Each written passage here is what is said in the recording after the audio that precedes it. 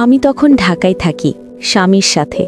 বিয়ের প্রথম 4টা বছর ছিল রূপকথার মতো, ভালোবাসা, যত্ন, সম্মান সবই ছিল। কিন্তু পঞ্চম বছরে এসে হঠাৎ সবকিছু বদলে যেতে শুরু করলো।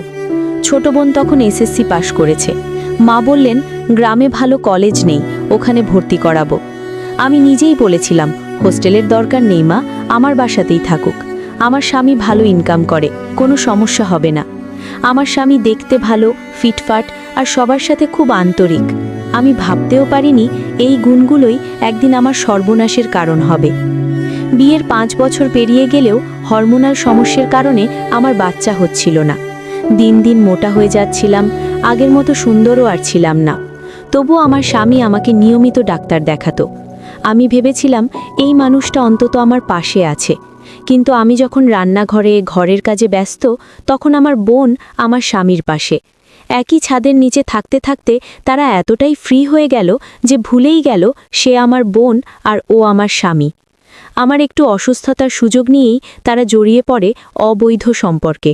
সবচেয়ে ভয়ঙ্কর বিষয়, আমি তখনও বুঝতেই পারিনি দোষীটা আমার নিজের বোন। ভাবতাম হয়তো অফিসের কেউ। ঝামেলা বাড়তেই থাকলো সংসারে। একদিন হঠাৎ মা ফোন করে বললেন তোর স্বামীকে ছেড়ে দে। আমি যেন আকাশ থেকে পড়লাম। জিজ্ঞেস করলাম কেন মা? মা বললেন প্রতিদিন ঝগড়া করার চেয়ে ছেড়ে দেওয়াই ভালো। আমি কাঁদতে কাঁদতে বলেছিলাম সমস্যা তো সারা জীবন থাকবে না মা, আমি না থাকলে ও কিভাবে থাকবে? তখনই শুনলাম আমার স্বামী নাকি আবার বিয়ে করবে, কারণ আমি মা হতে পারিনি। যেটা আমি জানতাম না সেটা হলো সব কথা আগেই মাকে জানিয়েছে আমার বোন।